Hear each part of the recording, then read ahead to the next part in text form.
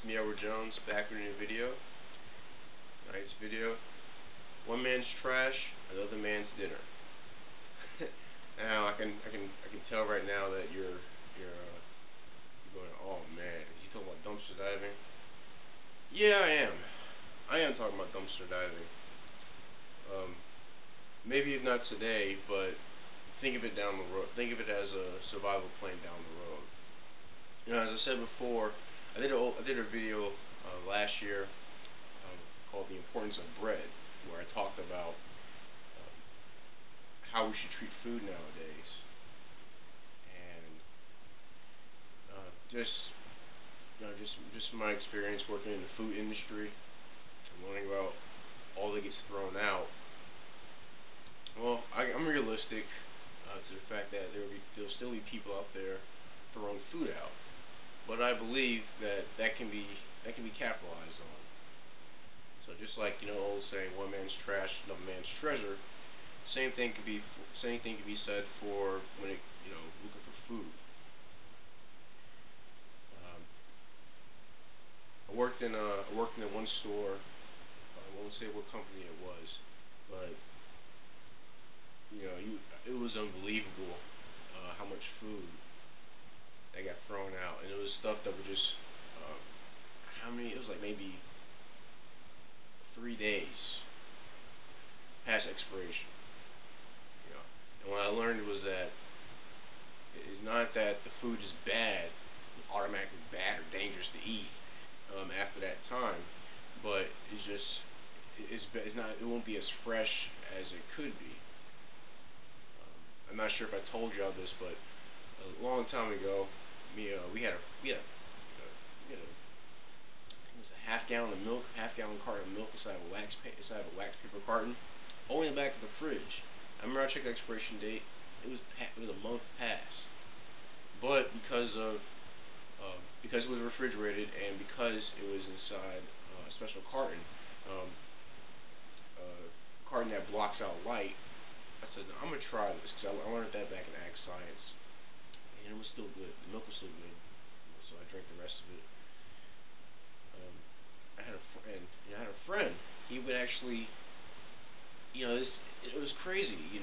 When it could be a day past the date on the food, chuck it out. I said, well, don't throw it out. I'll take it. And so I wound up getting, I used to get like a lot of lunch meat, a lot of bread from a friend of mine, because I tried to tell him that it was still good to eat, but he just wasn't comfortable with it. But he said, I know you're comfortable with doing that, so I'll give it to you. And I had a buddy of mine, he'd do the same thing with milk. I said, what are you doing? He said, it's expired. I said, well, for how long? He said, today. I said, the milk is still good. I think it's a problem that a lot of people have this idea that just because that date is written in stone, that the food is poison, right, right past that point, and they just chuck it out. Well, you may find yourself in a situation where you maybe look for food, and I will tell you that a good place to actually look, if you're inclined to do this, will be behind would be in the dumpsters of grocery stores. Like I said, if you look through, consider what people throw out.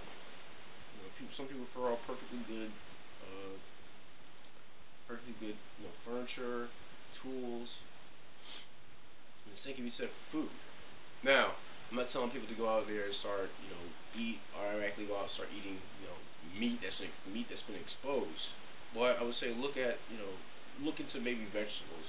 I watched a documentary a couple years back. Well, actually, no, about 2 years ago. Yeah, about people in the UK and some people in the US. I believe it was on National Geographic. It was on Yeah, it was on the program Taboo. And it was a program called Dumpster Divers, and they had one video where a guy said he spent 5 years doing it, and he wasn't ill or anything like that. Now there were some precautions also that people take, that if they got any vegetables, um, if like any fresh vegetables, they'll take them out, and they were just thrown out. They would wash them in a solution of like water and bleach, and it was safe. It was safe to eat. And I believe that information, I encourage people to go online and look to see how you sterilize food, or rather, sanitize food that may be lying around, because it may be a necessary thing to do, um, should a disaster hit. I remember, looking on the news at, people during Hurricane Sandy going through dumpsters. I believe it's also some places in Europe, people going through the trash. They said they're looking for food. And what was funny was, they said they were looking for this is perfectly good food. And the thing is, they were right, because we've been blessed that we can actually throw food out and call it trash. I'm pretty sure that had been unheard of, many many years ago, when people knew all the hard work that went into making that food, like I said in that last video, making just a loaf of bread. So much work goes into it. Just I think about that um,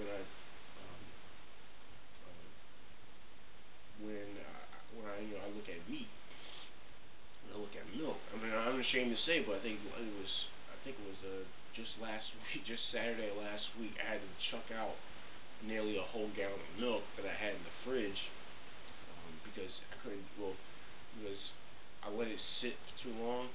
I've been drinking more water, and I haven't really been drinking milk.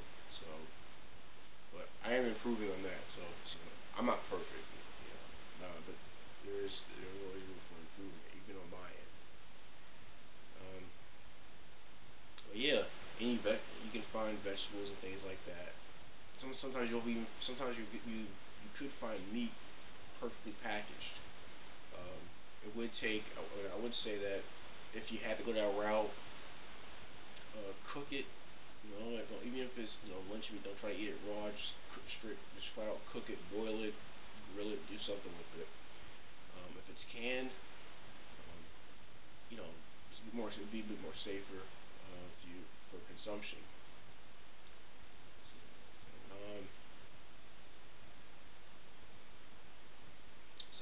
Juices. I've seen, things like prune juice and orange juice chucked out. Of course, that stuff will still be good if you were able to, if you were find yourself between a rock and a hard place. Like I said, I'm not, and I can't look down on someone who's dug through the trash to find a meal. Like some of these people out there in the street, they're doing what they have to do to keep surviving. But like I said, if you just consider what people throw out, and you probably say to yourself, man, that's perfectly good food. And maybe I guess maybe I can go that maybe I'll go that route just once. And if you see that you can actually keep going, doing that kind of stuff, you probably be more inclined to do it, especially if you have family to depend on. Me personally, I'd rather go dumpster diving than start start you know per, act, start attacking people for their stuff. Oh, and if, for those of you who are, who like to garden, like myself, spring is coming up. So what I always do with my scraps, with my food scraps, I always chuck in some. I always make. I built up a compost pile, and what I'm trying to do is get some red wriggler worms. That's another thing you can do. Any vegetables that you find, or fruits that you can't eat, I encourage people, if they have the space, grow a little. Have a little plant or several plants, something that you could, at least get an idea as to how to plant things, and make your own compost. Take any stuff that you find, 'cause that's what I did. I took a lot of stuff that I had at work, a lot of food that's gonna get burned out, got in a bag like eggshells and old tomatoes, and put it in a bin. What I'm gonna try to do is get some red wriggler worms. Do something about all the junk mail I get, because they love to eat cardboard and paper and things like that. So that's another way you can also put your trash or someone else's trash to good use. If you already had that stuff established, you can keep it going, um, and you could potentially use the compost to help grow more food. So, and since you're recycling other people's trash to save your life, whether it be by actively eating it, or running it through again through compost, whether it be like regular compost pile or vermicompost, to plant vegetables and fruits. But these are some of my thoughts. I figured I'd share this with you because to me, food is a big thing. I think about food a lot. I love to eat, and I'm always thinking about, man, how, um, if things got, if things go bad, would I actually go that route? I'm pretty sure. I believe I would. Like I said, I would go that route. I would do that before I would want to, start harming people for their supplies.